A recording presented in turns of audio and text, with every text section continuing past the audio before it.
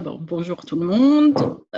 Vous êtes 82, on a eu plus d'une centaine, 110, 120 réponses de gens intéressés. Je suis étonnée, surprise, agréablement. C'est un challenge. Alors, première chose, je vais m'excuser pour les couacs d'hier. Je sais que nous avons dû en rendre plus d'un dingue entre nos chassés-croisés de mails, les erreurs de date, de lien de connexion. Donc, j'espère qu'il n'y a pas de perte en route pour cette raison. Promis, la prochaine fois, on fera mieux, on sera des experts de Zoom. Je vais me présenter pour ceux qui ne me connaissent pas. Donc, Anthony Boyadian, je suis neuropsychologue. J'ai travaillé pendant 9 ans en centre de rééducation fonctionnelle essentiellement.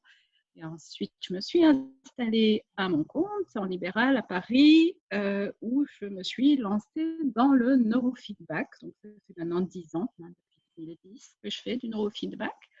J'ai vu beaucoup de patients.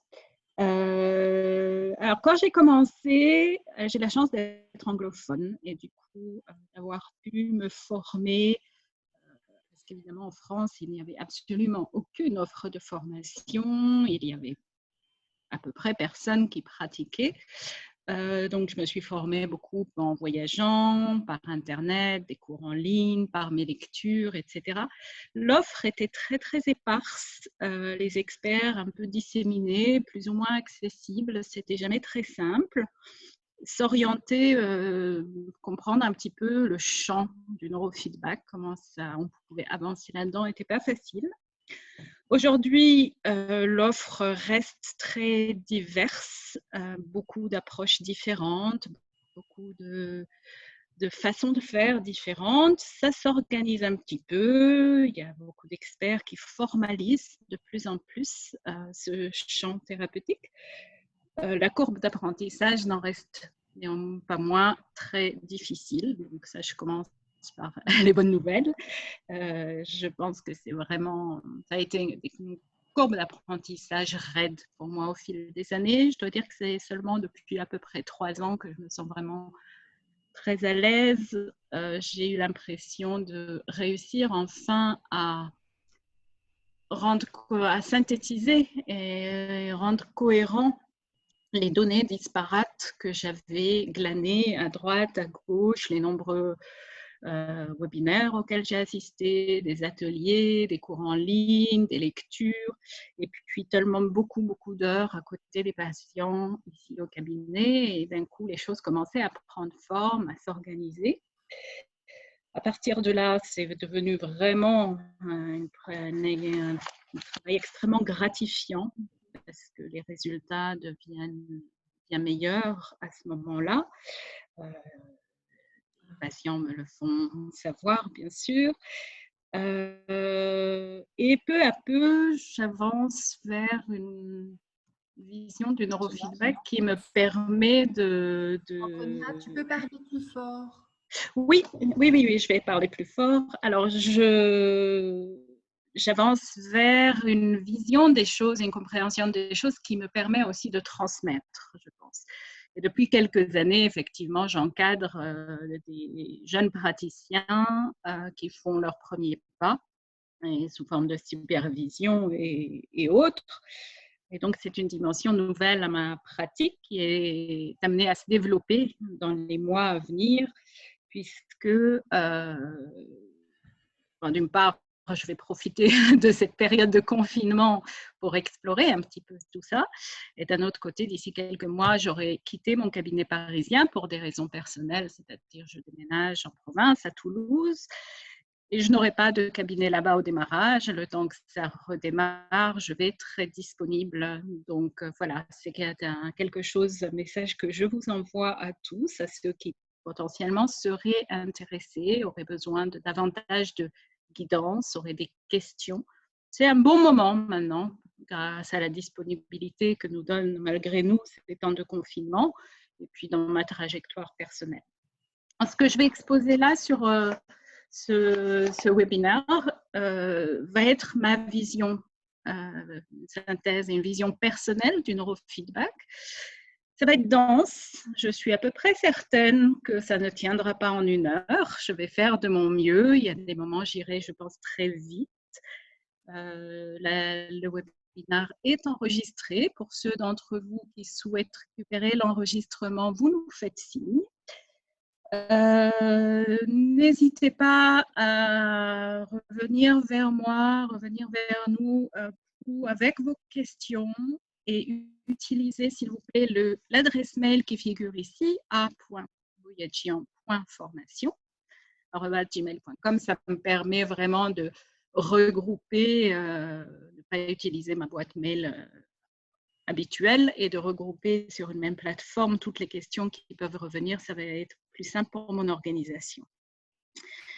Voilà, un dernier petit mot concernant le prochain webinaire. Je vous en avais annoncé 2. Je pense peut-être scinder en 2 groupes le prochain webinaire. Un plutôt pour les professionnels qui s'intéresseraient pour une éventuelle pratique personnelle, c'est-à-dire l'intégrer à leurs compétences professionnelles, et un autre peut-être plutôt pour les usagers. Simplement, je pense que ce n'est pas du tout le même type de questions que se poseront ces 2 groupes, mais je vous laisserai, je vous mettrai un mail à ce sujet, je vous laisserai le choix évidemment de participer l'un ou l'autre, les 2 si vous en avez envie. Voilà, donc ce petit webinaire, je l'ai intitulé « Orientation neurofeedback ». J'espère vous donner un aperçu assez extensif, assez large de ce que c'est. Voilà le plan, en fait, les sujets les questions que je vais aborder. D'abord, on va s'occuper de définir ce que c'est, expliquer de quoi s'agit-il. Les gens en ont entendu parler, mais n'ont pas une représentation très précise de ce que c'est. Qui dit neurofeedback, on va parler d'ondes cérébrales. Donc, comme la majorité des gens n'y connaissent pas grand-chose, on va faire une petite introduction aux ondes cérébrales. Je vais vous parler de patterns EEG corrélat fonctionnel. En d'autres termes, comment fait-on pour lire un EEG? J'essaierai de vous donner une représentation. Ce n'est pas facile en passant par les mots. Si on ne voit pas une séance, on ne fait pas une séance, mais je vais essayer de vous expliquer vraiment comment se passe une séance. Essayer d'arriver à une représentation la plus claire possible de ce que c'est réellement une séance de neurofeedback. La question de comment choisit-on les protocoles, c'est la plus difficile, la plus dense. On va le survoler évidemment parce que c'est bien sûr pas le sujet d'un exposé d'orientation, mais on va quand même en parler brièvement. Et bien sûr, je pense que la question de l'efficacité s'impose aussi, et ce sera notre dernière question. Alors, qu'est-ce que c'est que le neurofeedback? Pour commencer, le neurofeedback est une forme de biofeedback, une notion pas très connue en France. C'est un processus qui permet à un individu d'apprendre à modifier son activité physiologique dans le but d'améliorer son fonctionnement et ses équilibres. Alors, de quelle activité, de quoi parlons-nous? Quelle activité physiologique? Ça peut être par exemple la tension musculaire. À ce moment-là, on va mettre des capteurs, des électrodes qui enregistrent la tension musculaire et on va rendre visible sur un écran d'ordinateur, par exemple, les variations de tension musculaire. La personne, s'il suffisait de lui dire détendez votre trapèze pour qu'elle détende ses trapèzes, il n'aurait évidemment pas besoin d'une telle technologie. Mais parfois, ces tensions musculaires nous échappent, on n'a pas le contrôle dessus. Si on s'en donne les rend visibles sur un écran d'ordinateur, si on a un curseur qui nous montre la tension musculaire variée en temps réel, peu à peu, on va développer une sensibilité plus fine à cette tension musculaire et progressivement, tout doucement, on va arriver à détendre bien mieux que ce qu'on arriverait à faire autrement. On peut faire la même chose on peut rééduquer la respiration en utilisant des ceintures abdominales qui vont enregistrer les mouvements respiratoires et les représenter sur un écran, le rythme cardiaque avec notamment les exercices de cohérence cardiaque, si on rend visible les enregistrements, les variations de rythme cardiaque à l'écran, température périphérique, conductance cutanée, tout ça, tous ces paramètres que je vous ai mis là sont des façons d'utiliser la technologie du biofeedback pour réguler le stress, apprendre à réguler le stress. Si les électrodes d'enregistrement sont mises sur la tête, sur le scalp, et ce qui est enregistré est l'électroencéphalogramme, l'activité électrique du cerveau, et qu'on rend visible les variations de l'EEG, alors c'est du neurofeedback. Je reprends ici vite fait les principes du biofeedback. On enregistre le paramètre physiologique qui nous intéresse, on le rend visible en temps réel, on rend visible en temps réel les variations. La personne prend conscience de ces variations et apprend à les modifier, plus ou moins intentionnellement. Le neurofeedback, c'est donc du biofeedback EEG. Le principe est le même. On enregistre l'EEG à l'aide de capteurs posés sur le scalp. On rend visible en temps réel les variations des rythmes de l'EEG. Les variations dans le bon sens sont récompensées. Nous reviendrons plus tard sur cette notion. Et la personne va chercher ces récompenses, il va être motivé pour les obtenir, ce qui va inciter le cerveau à produire ces variations de plus en plus souvent, de plus en plus fréquemment. En quelque sorte, il s'agit de donner un miroir du fonctionnement cérébral, puisque c'est de un retour d'informations en temps réel, mais un miroir qui montre aussi la direction souhaitée. On veut aller vers plus d'équilibre, plus d'harmonie. Donc, le miroir doit montrer dans quel sens souhaitons voir les modifications. La plasticité cérébrale est alors mise en œuvre, c'est-à-dire que ce que le cerveau, de manière répétée, un peu comme la kiné cérébrale, va permettre de consolider de nouveaux circuits neuronaux. La personne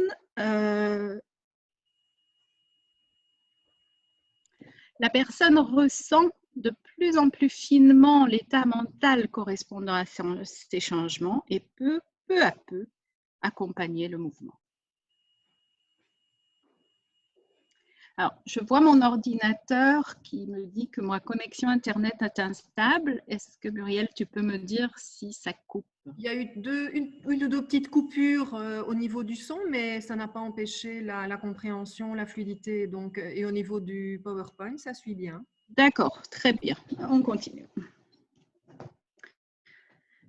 Alors, voici une définition peut-être un petit peu plus formelle. On ne va pas y passer beaucoup de temps, mais une définition un peu plus formelle, c'est une technique de remédiation de troubles neuropsychologiques, que ceux-ci soient cognitifs ou émotionnels, par rééquilibrage et optimisation du fonctionnement cérébral, basé sur un entraînement de l'EEG. Et j'aime bien utiliser le mot entraînement un peu dans un double sens d'entraînement au sens sportif ou kiné.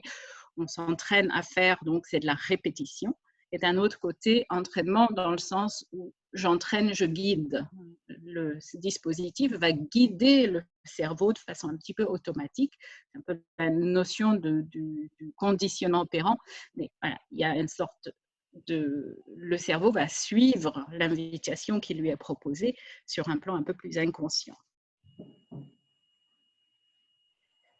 Le neurofeedback va permettre au cerveau d'améliorer son efficacité, ses capacités d'autorégulation et sa flexibilité. Ça, on pourrait développer longuement en parlant un peu plus de ce que fait le cerveau, du rôle du cerveau dans notre quotidien. Mais voilà, j'aime bien ces trois notions, efficacité, d'autorégulation, de flexibilité. Les améliorations vont se voir sur plusieurs plans, sur le plan de la régulation physiologique, par exemple veille-sommeil, fatigue, douleur, la coordination sensorimotrice, donc le cerveau est bien sûr aux commandes, pas tout seul bien sûr, mais aux commandes de ce qui se passe dans le corps. Les fonctions supérieures, l'attention, la mémoire, le langage, les fonctions exécutives, domaine où les neuropsychologues sont généralement très à l'aise. La régulation émotionnelle aussi, la stabilité émotionnelle, l'amélioration de l'humeur, l'intégration de traumas. Donc, vous voyez que c'est assez vaste et large. Quels sont les champs d'application? Alors, vous avez là un slide avec les champs d'application, on va dire, très classiques, la liste que vous retrouverez un petit peu tout le temps, tout partout. Voilà, pour quel type de pathologie est-ce efficace? Je vais passer très vite là-dessus. Il y a aussi une utilisation croissante dans le champ de l'optimisation des performances, qu'il s'agisse de performances cognitives, athlétiques, voire artistiques. Et c'est utilisé aussi en tant qu'accélérateur de psychothérapie, avec un type de protocole bien particulier, qui est les protocoles alpha-theta notamment. Donc, on a vu que c'est un champ d'utilisation très large. Moi, j'aime bien faire l'analogie au sport, peut-être un peu plus spécifiquement au yoga. Si on permet au cerveau d'améliorer son efficacité, ses capacités d'autorégulation et sa flexibilité, personnellement, moi, ça me fait penser au yoga. C'est-à-dire, on va améliorer la flexibilité, l'endurance, la force, l'équilibre, la stabilité. Tout ça pour dire que c'est potentiellement bénéfique pour tout le monde. Je dis souvent, du moment qu'il y a un cerveau, on peut faire du neurofeedback, évidemment. On a certainement quelque chose à en tirer. Ce qui va compter réellement, la condition d'efficacité de ce qu'on va faire, c'est la bonne adéquation entre la réalité de la personne, c'est-à-dire sa réalité cérébrale, l'état des lieux du cerveau au démarrage, sa réalité psychologique et aussi les circonstances, son environnement, ses circonstances de vie, etc. Et les exercices proposés. Ça, c'est une notion vraiment très importante pour que le neurofeedback soit utile. Il faut faire du sur-mesure. Il faut adapter les exercices à la personne qui est en face de nous. Qu'est-ce que ça veut dire faire des séances sur mesure? Des séances sur mesure, ça veut dire qu'il faut aller chercher des informations diverses et les rassembler. Ces informations, c'est les données cliniques, tout ce qui concerne notre patient, notre client, tout ce qui concerne ces données EEG, ça veut dire l'enregistrement de son EEG pour connaître sa ligne de base, ses patterns individuels à lui.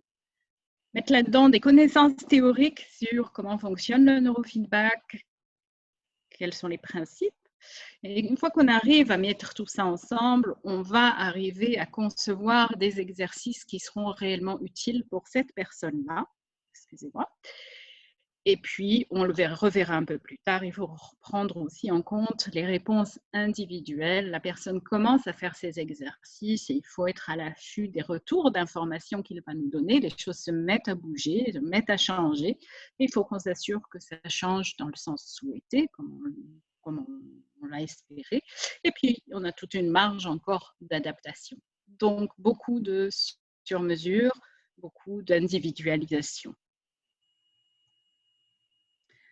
Alors, comment ça marche tout ça? Il faut du matériel. Il faut bien sûr du matériel spécifique. Il faut un encodeur EEG. Un encodeur EEG qui coûte au moins pas mal de centaines d'euros avec les câbles et les électrodes. Il faut un ordinateur puissant de préférence et il faut un logiciel d'analyse du signal et de gestion de feedback. Donc voilà, c'est quelque chose qui nécessite un matériel spécifique qui est en général assez onéreux. Voilà un petit peu un schéma du montage. Vous avez donc là, ici, le patient qui a les électrodes sur la tête, qui enregistre son activité cérébrale. L'information enregistrée est envoyée dans un premier et récupérée d'abord par un encodeur, est ensuite traitée par le logiciel de l'ordinateur. Le clinicien observe tout ça, il est un petit peu aux manettes. Il va avoir un rôle il va ajuster les paramètres au fil des exercices. Le logiciel envoie sur le deuxième écran le retour d'informations. Là, c'est le fameux miroir. Et cette boucle entre ce qui se passe dans le cerveau de notre client et ce qu'il visualise sur l'ordinateur va durer idéalement à peu près 250 millisecondes, donc ça va très vite. Et ce délai très court va être très stable dans le temps. Du coup, ça va vraiment fonctionner comme un miroir.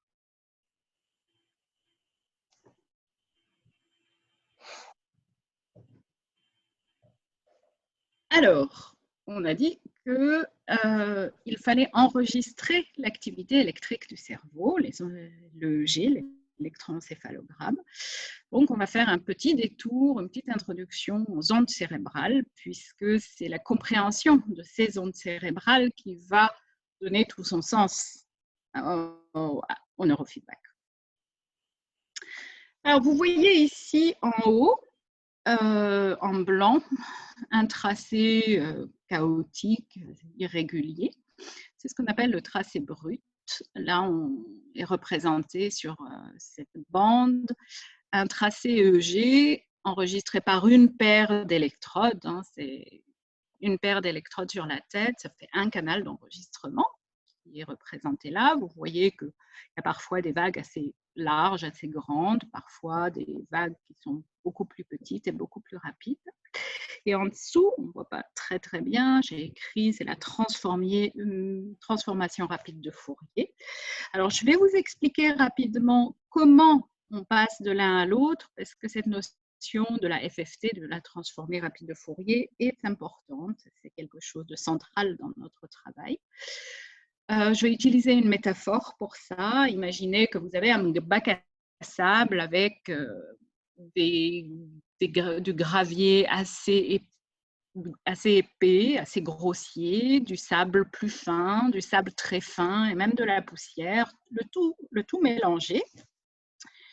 Et vous voulez séparer en fonction du diamètre des petits grains de cailloux de sable et vous voulez visualiser et représenter combien il y a pour chaque diamètre. Ce que vous faites, c'est vous prenez un tamis, un premier tamis au trou assez large, hein, on va dire, allez, on prend 1 cm pour les premiers tamis. On va garder tous les petits cailloux qui dépassent 1 cm de diamètre et on va les poser sur notre balance. On va peser combien et on va représenter sur un graphique, voilà, on a tant de kilos de gravier qui font un diamètre supérieur à 1 cm. Et puis on prend un deuxième tamis, on va dire un demi-centimètre, et on va faire la même chose, on va séparer donc ces petits cailloux entre un demi-centimètre et 1 centimètre, on va les poser sur la balance, on va peser et on va noter sur notre graphique combien de kilos on a de celui-là, et puis on va avancer comme ça avec des tamis toujours plus fins, peut-être 6 mm, et puis 5 mm, et puis 1 mm, etc. Et on va le représenter en graphique. C'est ce qui est fait ici. Alors, ce qui est fait ici, c'est qu'on a pris précisément une seconde de ce tracé en haut, entre deux graduations. Et le logiciel a fait cette analyse et nous a représenté combien il y a d'amplitude, combien il y a de puissance électrique en microvolts, c'est l'axe des ordonnées, par fréquence d'onde. Donc les ondes lentes sont de ce côté, du côté gris, et les ondes très rapides vont être sur la droite, là où on est vers le rose. Alors ici, on a la graduation, là on est à 10 Hz. Je vous rappelle que 1 Hz signifie qu'en 1 seconde, on a le temps de monter, descendre et revenir à notre ligne de base. Donc, un cycle, ça c'est s'il y a 1 cycle par seconde, on a des ondes d'1 Hz.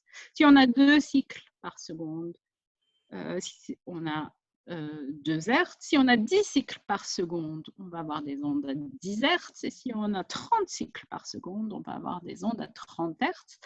Voilà, vous avez là un cliché qui vous montre à un moment T, sur une durée d'1 seconde à peu près, comment se distribue l'énergie à travers les différents rythmes de l'EEG, en gros entre 0 et 45 Hz.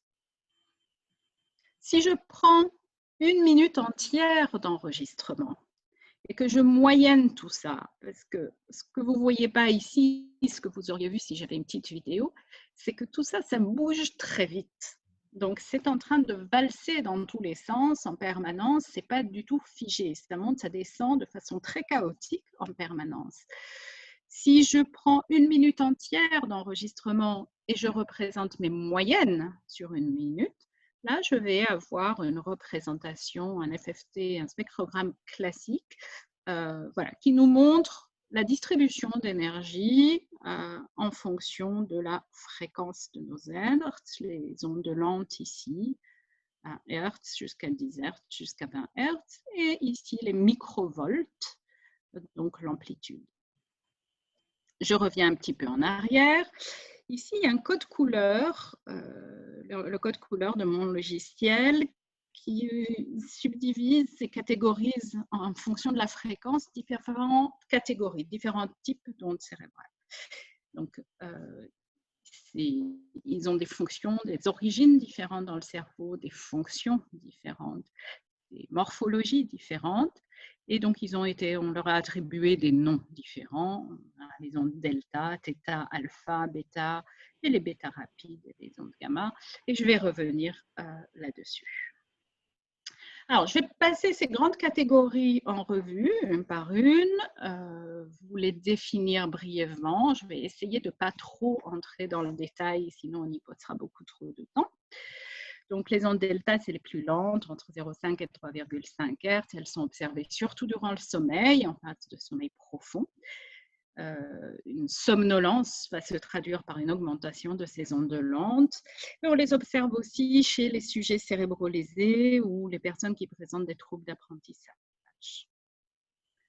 Voilà, juste très rapidement, vous voyez, on a en début de graphe ici des ondes qui sont très larges, et ça, c'est des ondes delta. Vous voyez sur le spectrogramme en bas, la zone grise ici montre qu'il y a beaucoup de puissance ici, qui correspond à ces grandes vagues qui sont là.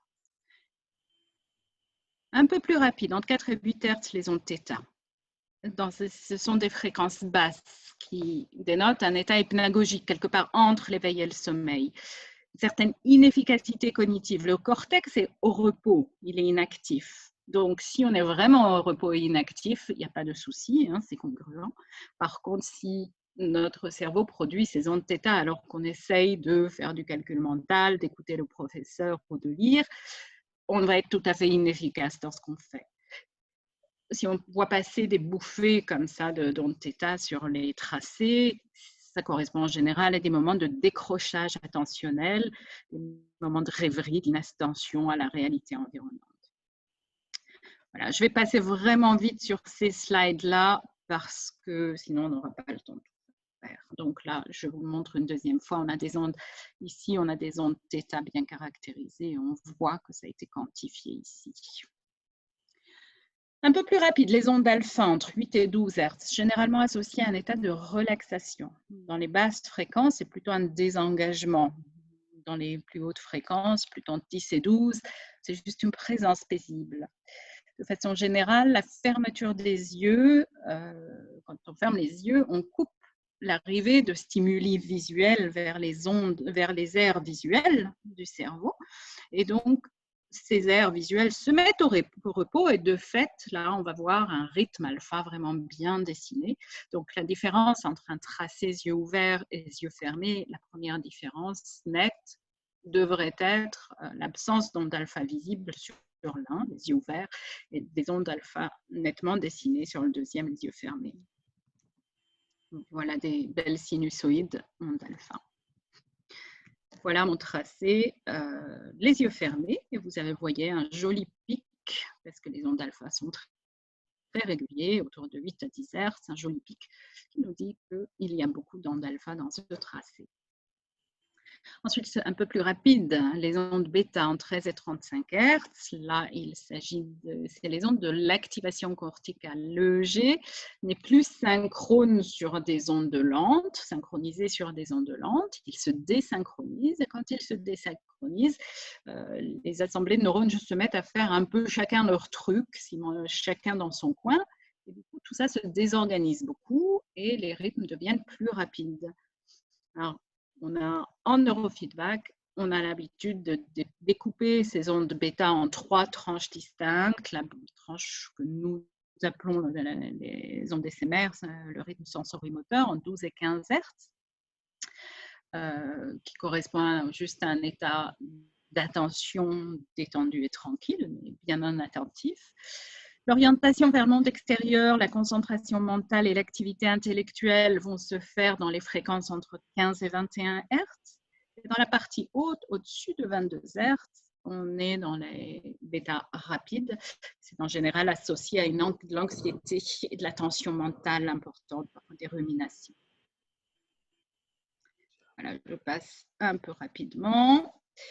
Alors, comment lire? Comment fait-on pour lire l'EEG? Qu'est-ce qu'on peut déduire de ce qu'on voit sur l'EEG? Alors, première chose qu'il faut clarifier, c'est qu'il ne s'agit absolument pas pour nous de faire un diagnostic médical. Les neurologues font des EEG, ils font des EEG médicaux, ils sont à la recherche de signes de morphologie spécifiques qui vont avoir une valeur diagnostique, en particulier d'épilepsie. Ce n'est pas évidemment pas du tout dans nos compétences et dans notre rôle. Et il m'est arrivé parfois de voir des tracés EEG un petit peu suspects, un peu louches. Et bien sûr, ce que je fais, c'est à ce moment-là, je réfère à un neurologue. Nous, notre but en faisant cet EEG, cet enregistrement EEG, notre unique objectif est d'éclairer le choix des protocoles de neurofeedback que nous allons ici mettre en place. Alors, je vais vous montrer deux tracés différents. Là, je vous montre un tracé très classique d'un enfant TDAH. Il se distingue par des grandes ondes larges. Et si vous voyez le spectrogramme, vous voyez qu'il y a vraiment beaucoup de puissance dans les ondes lentes, en particulier θ, ici en bleu-gris, débordant un peu sur le delta, débordant un peu sur l'alpha. Mais là, on a vraiment beaucoup de puissance et c'est vraiment des ondes de grande amplitude et plutôt lentes. Classique TDAH. Regardez la slide suivante. Vous avez ici, en partie, vous avez ici une bouffée d'ondes très rapide. Si je regarde là, c'est autour de 20 Hz.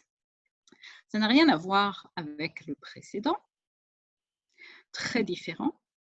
Mais cliniquement, cet enfant que j'ai enregistré, c'est l'enregistrement, avait aussi une symptomatologie typique de TDAH. Cliniquement, je ne peux pas distinguer, je ne peux pas savoir ce qui se passe dans le cerveau d'un enfant en fonction de sa symptomatologie. De la même manière, je ne peux pas vraiment prédire la symptomatologie à partir de l'EEG. Chez 10% des enfants TDAH, on va avoir ce type de bouffées d'ondes rapides qui viennent parasiter l'activité du lobe frontal. C'est une variante. Donc, tout ça pour vous dire qu'on n'a pas, voilà, c'est pas un exercice simple de je regarde l'EEG, je peux en déduire un diagnostic, ça ne fonctionne bien sûr pas comme ça. Alors, comment est-ce que je peux savoir ce qui se passe dans un cerveau? Alors, une façon classique de faire, c'est d'utiliser le G quantitatif. Le G quantitatif, le matériel est le même que celui que les neurologues utilisent pour faire un tracé EEG. C'est un bonnet type de bonnet de bain avec 19 électrodes dedans. Mais une fois qu'on a enregistré ça, on va le passer à la moulinette du logiciel d'analyse statistique et on va comparer à des données normatives. En fonction de l'âge notamment, on va pouvoir dire « Ah tiens, il y a trop de ci, trop de ça, trop peu de ci, trop peu de ça ». Et voilà, ça, c'est une des façons classiques d'aller lire un EEG. Voilà à quoi ressemblerait l'EEG brut. Le logiciel peut le transformer. Voilà, sur la gauche, ici, vous avez des FFT, des spectrogrammes. Vous avez des jolies cartes qu'on peut lire de cette manière. Ici, dans la zone centrale, cette personne a vraiment beaucoup trop d'activité, autour de 26, 27, 28, 29 Hz, donc du bêta rapide. Ici, en postérieur droit, il y a trop de 16, 17 Hz, etc. Alors, le cerveau, on ne va pas faire un cours de neuropsychologie, neuroanatomie fonctionnelle, mais bon, bien sûr que chaque zone du cerveau est assez, même si pour une même activité, c'est des grands réseaux qui sont recrutés, n'empêche, chaque zone a quand même ses fonctions bien spécifiques. Évidemment, connaître les fonctions, la localisation des fonctions cérébrales va nous aider à lire les cartes qui sont ici et à raisonner et savoir ce qu'on fait. Pour ma part, je n'ai jamais travaillé avec du QEEG 19 capteurs. Je n'ai pas le matériel pour le faire. Ce n'est pas la seule façon de faire. Pour aboutir à la personnalisation des exercices, des protocoles de neurofeedback, on peut adopter un le principe d'analyse de pattern de EEG. À ce moment-là, ce qu'on fait, c'est qu'on enregistre le EEG juste avec un encodeur qui enregistre 2 ou 4 canaux à la fois. On va déplacer les électrodes pour quand même avoir au moins 12 sites d'enregistrement. On peut aller jusqu'à 20. Cette méthodologie-là ne va pas vraiment nous permettre de le passer à la moulinette statistique des banques de données normatives, bien qu'on peut le faire, mais on va surtout faire référence à un modèle de cerveau optimal théorique. Enfin, au fil des dizaines d'années où il y a eu de la recherche en EEG fonctionnel, en EEG quantifié, en neurofeedback, on a construit une connaissance théorique de ce que c'est qu'un cerveau qui fonctionne de manière optimale. Et ce modèle-là, on peut l'utiliser pour vérifier en quoi l'enregistrement qu'on a sous les yeux de la personne pour qui on vient de faire notre EEG, en quoi il diffère de ce cerveau optimal. Donc l'idée, c'est pas de le comparer à une sorte de moyenne statistique faite sur 20 100 têtes, mais d'essayer de voir vraiment où sont les écarts par rapport à un cerveau optimal, ce qui va nous donner les directions de correction. Voilà, qu'est-ce qu'on souhaite corriger pendant les séances pour se rapprocher d'un cerveau optimal. Alors, pour ma part, mon approche est très inspirée de l'approche de Brain Trainer, même si ce n'est pas une utilisation très orthodoxe de Brain Trainer, elle est très je me la suis appropriée, mais voilà, je fais référence quand même à Brain Trainer qui a fait, je trouve, un très, très, très beau travail de formalisation de ce cerveau optimal théorique et de comment lire des enregistrements faits avec des encodeurs plus limités que les 19 capteurs sans base de données normative. Alors, on va passer quelques spectrogrammes en revue. C'est juste un petit exercice pour vous montrer le type de raisonnement qu'on fait. Donc, celui-là, je vous l'avais déjà présenté. Ça, c'est un tracé équilibré. Comme vous voyez, il y a une pente douce qui va des fréquences lentes jusqu'aux fréquences rapides. Si les choses sont équilibrées, les yeux ouverts, ça devrait ressembler à ça. Même chose, on est toujours sur la même personne, tracé plutôt équilibré, avec une jolie réponse, un joli pic d'alpha quand elle ferme les yeux. Et vous allez comparer ces deux que vous venez de voir, par exemple celui-ci. Alors, il y a deux courbes marron et rose, parce que j'ai deux capteurs sur la tête qui enregistrent, là, pour le coup, à gauche et à droite, pour me permettre de vérifier s'il y a des asymétries d'un côté et de l'autre. Vous voyez ici, celui-ci se caractérise par vraiment beaucoup d'énergie dans les ondes lentes, beaucoup trop. Alors, c'est un EEG à dominante lente. Cet EEG à dominante lente, comment est-ce qu'on peut le lire, le comprendre? Alors, en général, correspondre à une incapacité à soutenir sur la durée l'activation nécessaire aux tâches à accomplir. Alors, les neurones sont malgré eux très au repos. Ils ne font pas grand-chose. Il y a des gens qui fonctionnent très bien avec ça. Ils auront alors plutôt une pensée intuitive. Ce sera des créatifs plutôt que des logiques. Ils ne seront pas tellement dans le séquentiel, dans les processus séquentiels et analytiques, mais plutôt quelque chose dans le holistique. Je ne vais pas vous entrer dans les explications du pourquoi.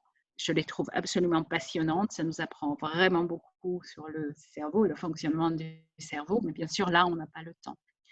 Cette personne, elle va penser plutôt en images plutôt qu'en langage. Elle aura des difficultés à rester attentif au monde extérieur. Son attention est peut-être plus naturellement orientée vers son monde intérieur quand ces ondes sont en permanence lentes comme ça. Elle aura des difficultés à traiter, encoder des informations factuelles, les détails dans l'écoute, dans la lecture, etc. Des difficultés à organiser ses pensées à l'oral, à l'écrit. Voilà, toutes sortes de plaintes. Donc, comme vous voyez, c'est possiblement pas un problème en soi, c'est un style cognitif particulier. Certains se débrouillent très bien avec, pour d'autres personnes, ça peut être un peu extrême et amener à une certaine souffrance, à une certaine inadaptation, une inadéquation, par exemple, avec la scolarité, et devenir alors une plainte. Prenons un cas inverse, un EEG à dominante plutôt rapide. À ce moment-là, le travail neuronal se maintient en permanence sur des rythmes actifs qui sont nécessaires pour effectuer des tâches alors même qu'il n'y a aucun travail à faire et c'est une dépense inutile d'énergie. Ces personnes vont être plutôt portées vers une pensée très logique, rationnelle, des traitements linguistiques seront très performants.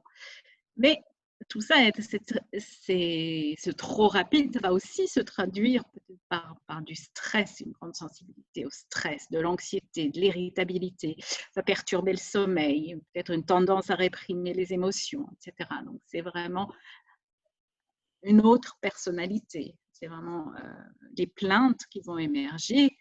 Quelqu'un qui viendra en consultation avec un tableau comme ça vont être quand même très différents de la personne dont on parlait tout à l'heure. Voilà un exemple. Alors, cet exemple, vous voyez ici, autour de 30 Hz, vous avez un joli pic d'activité très intense. Donc là, c'est très flagrant, ça saute aux yeux. Voici un exemple un peu plus subtil. Vous voyez, on n'a pas cette courbe progressivement descendante. On a plutôt quelque chose de très plat et qui a tendance un petit peu à augmenter dans les ondes rapides, au-dessus de 20 Hz. Voilà, un EEG à dominante rapide. Alors tout à l'heure, je vous ai parlé des rythmes alpha. Je vais vous donner ici une illustration. J'aurais pu faire ça avec toutes les ondes. Bien sûr, on n'aura pas le temps. Mais je voudrais vous donner un petit aperçu de comment on peut lire de façon fonctionnelle et comprendre les différents rythmes du cerveau. On va prendre juste les ondes alpha comme illustration. Donc ces rythmes alpha correspondent à la capacité à ralentir, à se poser dans une attitude d'observation, de repos éveillé, s'accompagnant d'une faible dépense énergétique, donc pour se ressourcer. Il y a des travaux qui nous amènent à penser aussi que ces ondes alpha permettent d'établir un pont entre le conscient et le subconscient, permettant de prendre conscience de son monde intérieur. Voilà. Pas assez d'alpha ou trop d'alpha rendent difficile cet aller-retour vers l'intérieur et l'extérieur. Et du coup, les personnes qui ont peu de capacité d'introspection. Les ondes alpha permettent de faire du lien entre les émotions, la mémoire, les pensées rationnelles. Les tâches de routine peuvent être effectuées en alpha, pas de problème, quand on est en piloté automatique, quand on n'a pas besoin intentionnellement de mobiliser un traitement de l'information. Ce qu'on sait aussi, c'est que les états de flow ou de la zone optimale associée aux performances optimales, on a à ce moment-là une très forte synchronicité des ondes alpha. Donc, vous voyez, ça, la richesse, c'est juste un aperçu, mais de la richesse de cet univers, du sens des rythmes cérébraux, les interfaces entre ces rythmes cérébraux et nos connaissances en psychologie, en neuropsychologie, en thérapie. Vous avez ici un tracé, les yeux fermés, il manque quelque chose, il manque notre pic d'alpha, il n'y est pas. S'il n'y a pas de réactivité dans d'alpha à la fermeture des yeux, vous aurez quelqu'un de très anxieux, qui sera dans l'incapacité d'arrêter son flux de pensée et probablement quelqu'un de vraiment épuisé. Là, au contraire, c'est quelqu'un qui a les yeux ouverts. Et là, on a vraiment beaucoup trop d'ondes alpha pour une condition aux yeux ouverts. Si les ondes alpha ne sont pas bloquées à l'ouverture des yeux, et a fortiori au cours d'une tâche, on aura des difficultés de traitement de l'information, un sentiment d'être dans le brouillard, un manque de motivation, une faible énergie. Alors, je ne vais pas avoir le temps de vous parler de ça, des courbes en U et U inversées, sinon on n'aura pas du tout le temps d'aller jusqu'au bout. On peut raisonner aussi en termes de localisation. Un petit exemple, les lobes temporaux. Quand les lobes temporaux sont chauds voulant dire beaucoup d'activité très rapide, pas assez d'activité lente. Les lobes temporaux l'EEG qui est capté sur les lobes temporaux, sur les tempes, est en lien avec le système limbique, les hippocampes, les amygdales, donc la gestion émotionnelle. Donc, cet EEG précisément localisé là va nous donner des indications sur la sensibilité au stress, à l'anxiété, l'existence éventuelle de rumination. Mais ça va être d'autres choses aussi, hein, c'est des aires auditives, donc on peut, si elles sont déséquilibrées, on peut imaginer qu'il y a de l'hypersensibilité auditive, des difficultés d'écoute, d'intégration linguistique, etc. Alors, on a parlé effectivement du différent types d'ondes qui vont avoir chacun ses caractéristiques, ses fonctions. On a parlé de localisation, on pourrait balayer tout le scalp comme ça et parler des zones une par une. On va aussi s'intéresser aux asymétries, asymétrie avant-arrière, asymétrie droite-gauche. On va parler du rythme d'alpha. Il y a des gens qui ont des alphas très lents, d'autres qui ont des alphas un peu trop rapides. On va parler de connectivité, comment différentes zones du cerveau communiquent entre elles. Est-ce qu'elles sont trop synchrones? Est-ce qu'elles ne sont pas assez synchrones, etc. Voilà, la richesse de l'analyse d'un EEG. Ça, évidemment, demanderait à approfondir, à y passer vraiment beaucoup de temps. Alors, une séance de neurofeedback, comment ça se passe? Alors, quelques points clés, quelques points importants. Classiquement, on fait 40 séances, plus ou moins 10, 30 et 50 en général, pour aller jusqu'à la consolidation. Le rythme est de 2 fois par semaine, parfois 3, parfois une seule. Mais c'est coûteux, c'est intensif, ça prend du temps. Ce n'est pas une baguette magique. Les premiers effets sont généralement remarqués par les parents entre la 5e et la 10e séance s'il s'agit d'un travail avec les enfants. Les adultes, ça dépend de leur capacité d'introspection. S'ils ont des très bonnes capacités d'introspection et sentent finement ce qui se passe à l'intérieur, en général, dès la première séance, ils constatent des petits changements, des petits effets. Mais bien sûr, notre objectif, c'est d'aller jusqu'à la consolidation. Donc, vous l'avez déjà vu, je vous rappelle, le client, patient est assis devant un écran d'ordinateur et il y a cette boucle qui lui donne l'information en temps réel avec ce petit décalage court de 250 millisecondes. Il est face à ce miroir. Que voit-il sur cet écran? Alors d'abord, que voit le clinicien? Je vais vous montrer d'abord l'écran clinicien. Donc, vous avez le tracé brut qu'on a vu, vous avez un spectrogramme, comme ça on a le regard tout le temps, on voit tout le temps ce qui se passe sur les tracés en temps réel. Et puis, vous avez ces 3 barres graphes.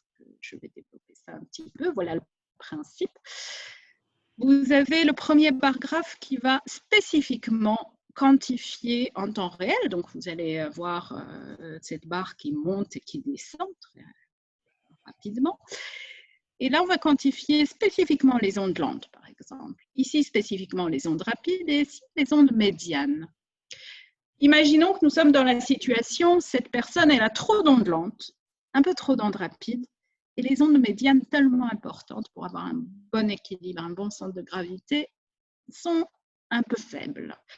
À ce moment-là, notre but va être d'apprendre, de guider le cerveau vers un rééquilibrage. On voudrait qu'il y ait moins d'ondes lentes. On veut que le cerveau apprenne qu'il doit produire moins d'ondes lentes, que cette énergie doit être mise préférentiellement dans les ondes médianes et éviter qu'il y ait trop d'ondes rapides, au moins comme garde-fou, peut-être les baisser de façon plus active. Alors, vous voyez ici, les ondes médianes, on est au-dessus de notre barre, de notre seuil, tout va bien, on est content. Les ondes rapides, elles sont en dessous de la barre, c'est ce qu'on veut, on est content. Ah, mais les ondes lentes, il y en a trop, c'est trop élevé, pas de feedback, pas de récompense.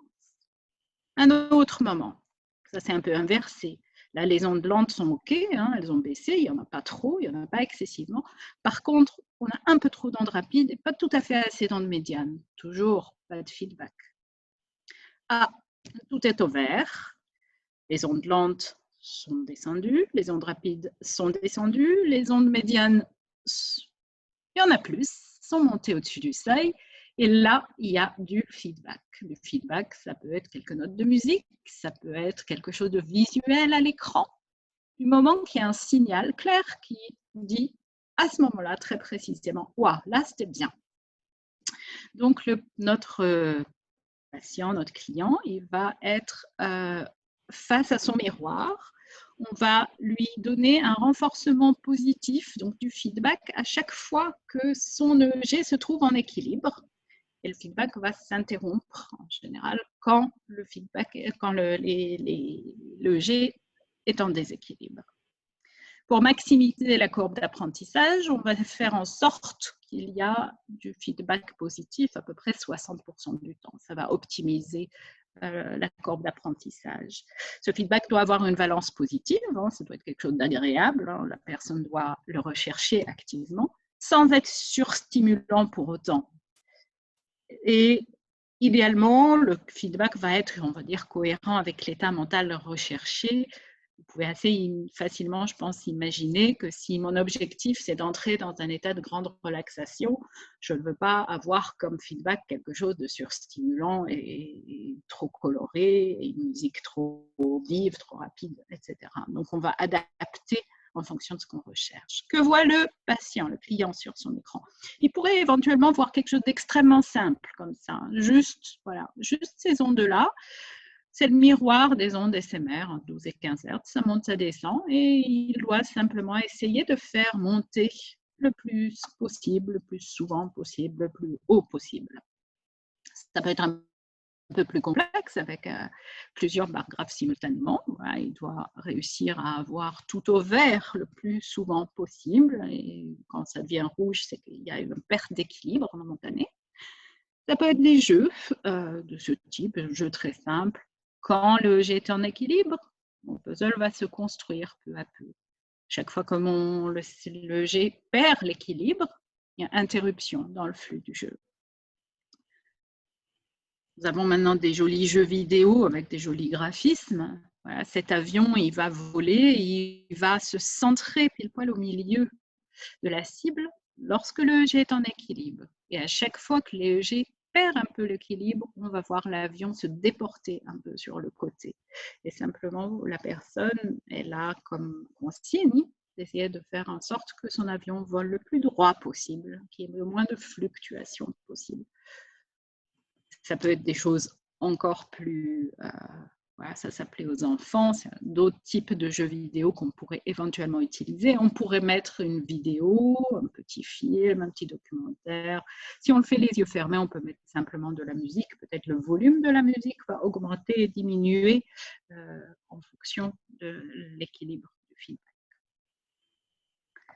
Alors, que fait j'ai mis le mot trainee, le mot américain, parce que entre client et patient, je me perds un peu. Donc, celui qui entraîne son cerveau, le trainee, qu'est-ce qu'il fait? Idéalement, il adopte la posture du simple observateur, engagé mais neutre, en évitant autant que possible le parasitage interne, le jugement, les doutes, la pensée. Ça nécessite un certain lâcher-prise. L'exercice peut être accompagné d'une posture mentale ou d'une activité cognitive cohérente avec l'état recherché. C'est le rôle du clinicien de guider vers ça. On peut, si le but, c'est d'amener le G vers davantage un profil de relaxation, on va peut-être mettre en place des stratégies qui accompagnent la relaxation. Si au contraire, on veut augmenter les ondes bêta pour activer le cerveau, alors on va mettre en place des tâches, on va demander à la personne de faire des tâches qui vraiment mobilisent une activité mentale intense du type calcul mental, exercice de mémoire de travail ou autre. Alors, certains logiciels de neurofeedback sont très fermés, les interfaces sont très contraintes et limitées, on n'a pas beaucoup de marge de manœuvre à ce moment-là, on fait juste ce que le logiciel nous permet de faire, la prise en main est facilitée, puisque tout est déjà balisé. Et il y a des logiciels flexibles qui permettent vraiment aux praticiens de vraiment leur permettre beaucoup de créativité dans la personnalisation du feedback. Bien sûr, la prise en main sera plus complexe, il y aura une courbe d'apprentissage pour apprendre à manier ces logiciels, mais l'avantage, c'est que là, on peut vraiment s'amuser, faire du sur-mesure.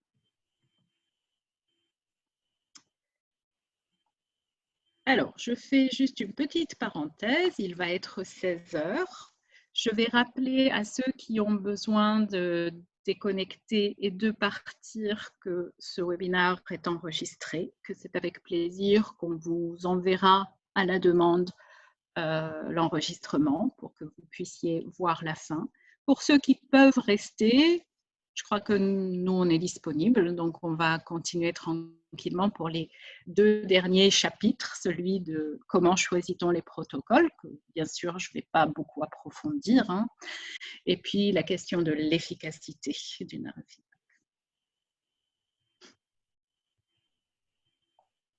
Alors, comment détermine-t-on les protocoles, les meilleurs protocoles personnalisés, individualisés? Donc ça, je vous l'ai déjà montré, il faut rassembler les données de l'EEG, les enregistrements de lignes de base, hein, que ça se fasse avec l'EEG quantifié 19 capteurs ou avec 4 capteurs, que l'on fasse une analyse avec une banque de données normatives et des comparaisons ou juste par pattern.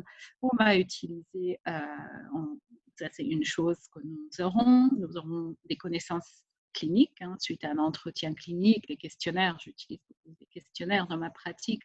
Et éventuellement, une évaluation neuropsychologique, même si ça ne s'impose pas du tout. Des connaissances théoriques. Donc, voilà, je vais commencer à vous donner un aperçu de la compréhension des liens EEG-fonction. Et puis, il faut savoir quels protocoles ont déjà fait leurs preuves. Qu'est-ce que la recherche nous dit aussi, non seulement la recherche publiée, mais aussi le savoir-faire par des cliniciens experts qui vont partager ce savoir-faire avec nous. Et peu à peu, on augmente ce stock de connaissances théoriques. Alors, prenons un exemple. Je vous avais dit au démarrage, plus ou moins, que c'est dans le domaine du trouble de déficit d'attention avec ou sans hyperactivité que le neurofeedback est le plus reconnu comme une méthode valable et efficace. Et donc, si on s'intéresse à que nous dit la recherche, que nous disent les publications scientifiques, pour le TDAH, grosso modo, il y a 3 protocoles principaux. Le protocole SMR, il s'agit de récompenser les ondes SMR, 12-15 Hz, au regard des aires sensorimotrices, avec ou sans inhibition simultanée des ondes lentes ou des ondes rapides, donc une certaine personnalisation, mais voilà, l'idée de base, c'est de renforcer les ondes SMR. Ça, c'est le premier protocole qui a fait ses preuves. Un protocole θ-β, il s'agit d'inhiber les ondes lentes et récompenser les ondes rapides sur l'avant du cerveau, les zones frontales. Souvenez-vous du FFT, du spectrogramme très typique des TDAH que je vous ai montré plus haut dans mon exposé, où on voyait qu'il y avait vraiment beaucoup d'énergie dans les ondes lentes. Et puis un troisième dont je ne vais pas parler maintenant, qui sont des protocoles de potentiel corticaux lent. Voilà, ça c'est raisonné à partir de quels protocoles ont fait leurs preuves en fonction de la problématique. On peut aller piocher là-dedans. Mais à partir de nos enregistrements, il y a toutes sortes d'autres protocoles qu'on va pouvoir utiliser. Il y a des protocoles qui vraiment jouent sur les bandes de fréquence. Un exemple, on peut être amené à renforcer les ondes alpha, les yeux fermés, si on se rend compte sur nos tracés initiaux qu'à l'ouverture-fermeture des yeux, les ondes alpha restent stables, qu'il n'y a pas cette belle augmentation, ce beau pic d'alpha qui s'installe. Ça peut avoir vraiment du sens de renforcer les ondes alpha, les yeux fermés.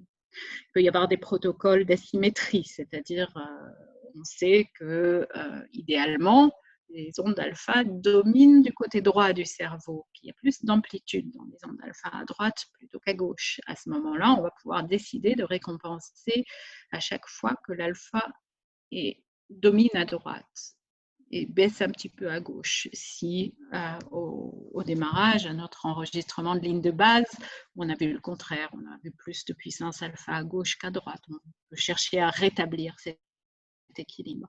Il y a des protocoles de synchronicité, de renforcer ou diminuer s'il y a excès ou au contraire trop peu la synchronicité entre 2 zones du cerveau. Donc vous voyez là nos possibilités, le champ des possibles s'ouvre beaucoup et bien sûr il y a tout un raisonnement, des choix à faire pour décider pour une personne à partir de ces enregistrements et ce qu'on sait de la clinique pour savoir qu'est-ce qu'on va lui proposer comme exercice. Alors, il existe aussi des protocole symptom-based. Et cela ne s'appuie pas, c'est une tradition un peu ancienne du neurofeedback, mais qui ne s'appuie pas sur les enregistrements, sur l'analyse des enregistrements EEG, mais qui raisonne à partir des symptômes et des problématiques. Par exemple, certains placements d'électrodes vont être très bons pour la stabilité émotionnelle, d'autres pour apaiser l'hypersensibilité sensorielle. Voilà, on a toute une panoplie, tout un échantillon à notre disposition. Alors, comment choisit-on les protocoles? Première chose à savoir, il n'y a pas de méthode simple.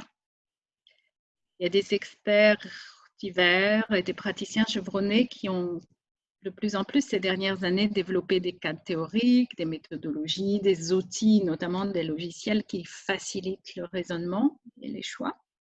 Je vais vous donner un exemple, l'exemple de Brain Trainer. Alors, Brain Trainer, ils recommandent de faire ces enregistrements sur 12 à 20 points du scalp pour notre ligne de base. Ils proposent un logiciel qui va extraire toutes les informations pertinentes de ces enregistrements et qui va ensuite nous guider vers un plan de traitement qui a été conçu de la manière suivante.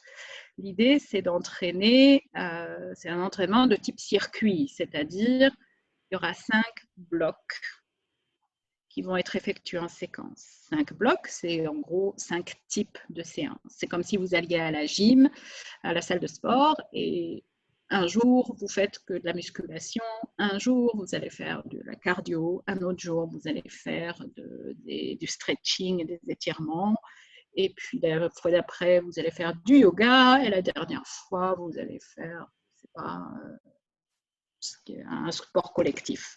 Et puis vous recommencez. Ça a du sens aussi d'envisager les choses de cette manière et de se dire, pour se perfectionner dans quelque chose, on peut l'approcher sous des angles différents.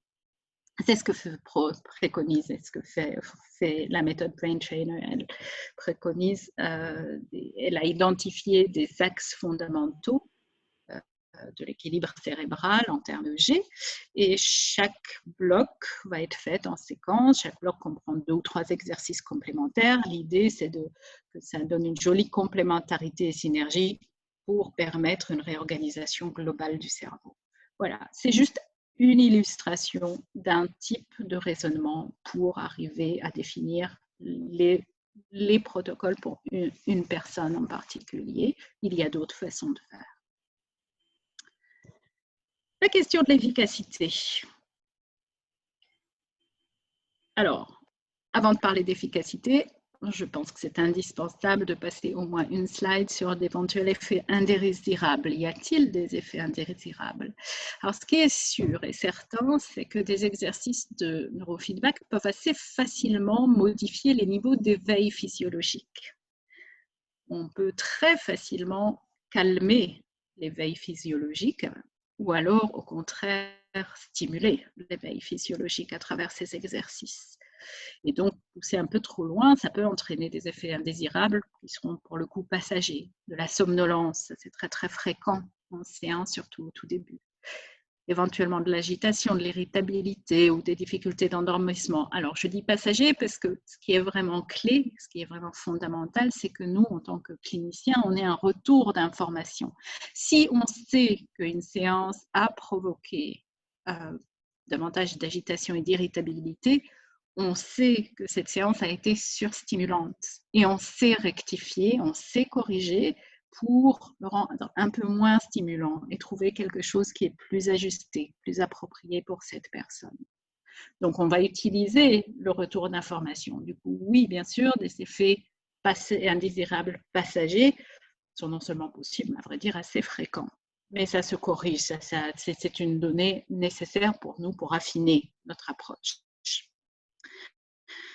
Si on persiste et on signe sur un protocole inapproprié, il n'y a aucune raison que le neurofeedback ne pousse que dans un sens positif. C'est un outil puissant qui fait des vrais changements. Et bien entendu, si on fait n'importe quoi, ces changements peuvent aller dans un sens très négatif. Alors, Des articles scientifiques, il y en a beaucoup. Il y a, paraît-il, plus de 150 000 articles scientifiques sur l'EEG. Là, je parle de l'EEG au sens très, très, très large, l'EEG médical, l'EEG en sciences cognitives. Il y a plus de 40 000 articles sur l'EEG quantifié, sur l'analyse statistique de l'EEG. Plus de 1500 articles publiés sur le neurofeedback. Là, vous voyez la courbe. Là, on a les années. On a démarré dans les années 72-73, les tout premiers articles publiés sur le neurofeedback. Et puis, vous voyez la courbe exponentielle à partir de 2010, à peu près. Oui, c'est ça. Et là, ça s'arrête à 2014. Nous sommes en 2020. Donc, c'est probablement vraiment bien augmenté encore. Donc, il y a vraiment, vraiment beaucoup d'articles publiés, dont beaucoup, pas tous, mais beaucoup s'intéressent à la question d'efficacité. Dans ces articles, vous allez pouvoir, dans ceux qui traitent d'efficacité, vous allez parfois pouvoir voir ce genre de choses. Je vous mets ça pour illustration. Vous avez une carte EEG d'un garçon de 14 ans avec une symptomatologie de trouble déficit d'attention hyperactivité. On voit qu'il y a vraiment un excès d'onde de lente, cet excès d'onde à 5 Hz sur toute la partie avant du cerveau. Et voilà l'enregistrement après 25 séances de neurofeedback. On voit qu'on a à peu près normalisé. Le rouge, c'est vraiment beaucoup trop. Le jaune, ça s'approche peu à peu de la norme. Un autre exemple, pareil, avant et après neurofeedback. Je ne sais pas combien de séances, je ne l'ai pas noté ici, mais voilà, c'est le genre d'images qu'on peut trouver dans certains des articles qui sont publiés, qui montrent le changement au niveau de l'EEG. Vous avez ce livre qui a été traduit en français récemment, traduit de la version américaine de l'Association for Applied Psychophysiology and Biofeedback, une association américaine, qui fait l'état des lieux de la recherche de l'evidence-based practice, c'est-à-dire de la pratique factuelle, celle qui a fait ses preuves. Vous avez des sociétés savantes, par exemple ISNR, qui va vous donner une liste de publications sur son site.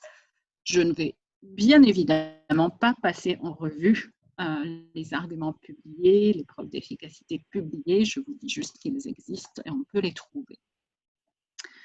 Alors, si on s'intéresse à cette approche basée sur les preuves, simplement un petit rappel, on en parle pas mal à la télé en ce moment, et effectivement, le niveau de preuve est considéré comme de plus en plus solide en fonction de la qualité des études qui ont été faites, avec les essais contrôlés, randomisés, en très bonne place, les méta-analyses, tout là-haut.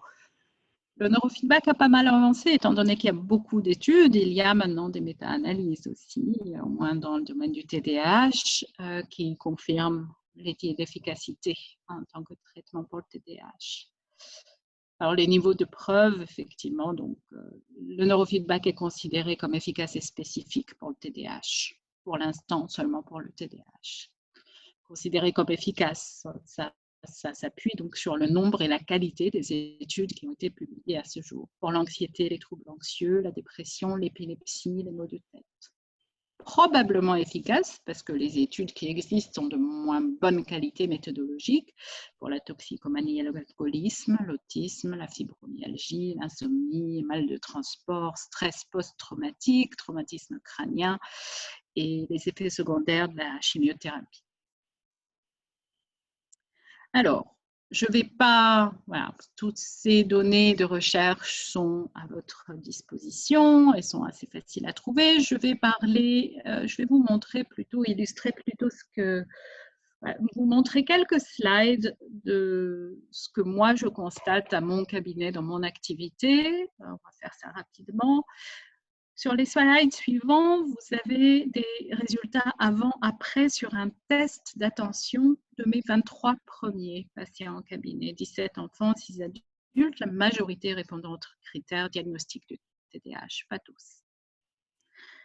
Là, on est sur les quotients de contrôle des réponses. C'est un test de ce qu'on appelle de performance continue. C'est un test de 15 minutes, extrêmement ennuyeux, avec une consigne très très simple. Si c'est 1, tu cliques. Si c'est 2, tu ne cliques pas. Ça dure 15 minutes et pendant ce temps, évidemment, on teste de façon très très très fine la capacité de la personne à rester attentif à ces stimuli ennuyeux et à rester en contrôle de ce qu'il fait, à ne pas être trop impulsif, à ne pas décrocher, à ne pas être stable dans ses temps de réponse rapides et tenir dans la durée. Et donc, en rouge, pour chacun des 23 patients, en rouge, vous avez ces scores avant et en bleu, ce score après. Et là, sur à qui ça parle, en écart type, en score Z, moins 1 écart type, moins 2 écart type, moins 3 écart type.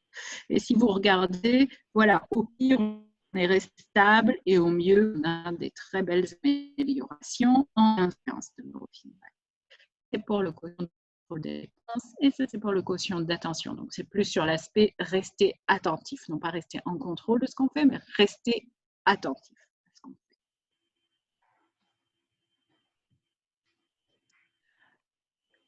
En ce moment, j'ai beaucoup tendance à utiliser, alors je continue à utiliser les tests de performance continue, le test d'attention, quasi systématiquement, mais j'aime beaucoup utiliser les questionnaires de plainte. Pour les enfants, c'est rempli par les parents, pour les adultes, c'est eux-mêmes qui le remplissent, et ça nous permet aussi de faire une évaluation avant-après.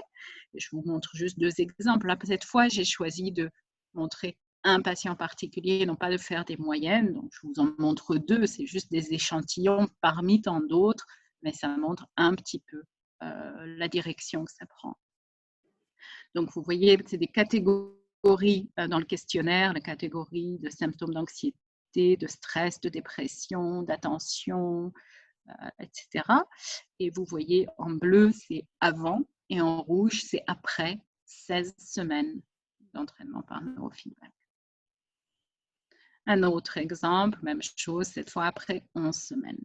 Et ça, c'est très robuste. Ça, c'est ce qu'on observe, je dirais, quasiment systématiquement quand les séances, quand le patient est assidu, qu'il fait ses séances et qu'on a bien choisi les bons exercices qui lui conviennent. Alors, la question de l'efficacité à titre très personnel, c'est le tout dernier micro-chapitre de mon exposé. On a bientôt terminé. Donc, ouais, ce qui me semble important, c'est de dire que en fait, l'efficacité va dépendre de beaucoup de choses. Voilà différents niveaux qui peuvent avoir une incidence sur l'efficacité. L'encodeur, le traitement du signal, les algorithmes des logiciels, notre capacité à implémenter les protocoles, la relation clinicien-patient et le patient lui-même. Si je regarde un peu plus dans le détail, l'encodeur, il y a le hardware et le traitement du signal. L'encodeur lui-même et du logiciel, ça c'est de l'ingénierie électronique. On achète un encodeur avec des caractéristiques particulières, des qualités, des défauts. Les algorithmes de neurofeedback, dans une certaine mesure, ils ont été déterminés par les ingénieurs et les informaticiens qui ont développé. Donc ça aussi, c'est assez inégal d'un encodeur, d'un logiciel à l'autre. Donc c'est des critères qui doivent être pris en compte quand on choisit un encodeur et ou un logiciel. Ça va bien sûr influencer le prix aussi. Dans l'implémentation de protocoles, on arrive au rôle du clinicien. Il y a l'expertise du clinicien lui-même, son aisance dans le maniement du logiciel, sa compréhension de ce qu'il est en train de faire. Et là, je crois que la marge de manœuvre en termes d'efficacité peut être assez importante. Comme je vous l'ai déjà dit, les logiciels de neurofeedback laissent plus ou moins la main au clinicien. Le choix des protocoles, le choix du feedback, l'ajustement des seuils pendant les exercices, mais aussi des choses comme l'alliance thérapeutique, l'ajustement au patient, son accompagnement, soutenir ses efforts, sa motivation. Donc ça, c'est plus les compétences cliniques du thérapeute. Voilà, avec quelques mots-clés, personnalisation du traitement, accompagnement des séances, optimisation de l'apprentissage. Là aussi, on va avoir des variables qui vont influencer l'efficacité de ce qu'on fait. Il y aura aussi la relation clinicien-patient, et toutes sortes de caractéristiques du patient lui-même. Et là, on entre dans des choses plus générales de la thérapie, en fait, de façon générale. Et puis, notre capacité à intégrer le neurofeedback dans un projet thérapeutique global pour la personne. Voilà, tout ça pour vous dire que est-ce que c'est efficace? C'est potentiellement très efficace, mais il ne faut pas sous-estimer la difficulté et tous les niveaux différents qui vont influencer cette efficacité et qui vont...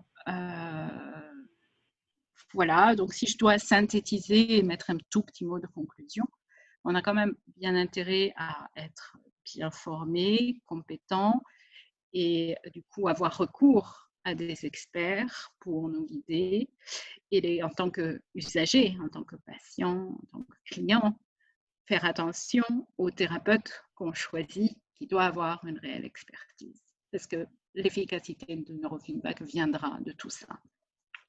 Voilà, je vous remercie pour votre attention. Évidemment, on a débordé largement ce qui était prévu, une vingtaine de minutes. Ce que je pense, j'imagine que vous avez noté des questions. Ce que je vous propose, c'est de les découvrir après coup et de vous inviter à vous joindre à moi pour un autre webinaire la semaine prochaine où je reprendrai vos questions et je répondrai à vos questions. Donc, n'hésitez pas, utilisez l'adresse mail a.boyadjian.formation@gmail.com pour entrer en interaction avec moi et pour me préciser toutes les questions que vous avez. Et je suis, vous le savez, très disponible en ce moment pour y répondre. Merci et à bientôt.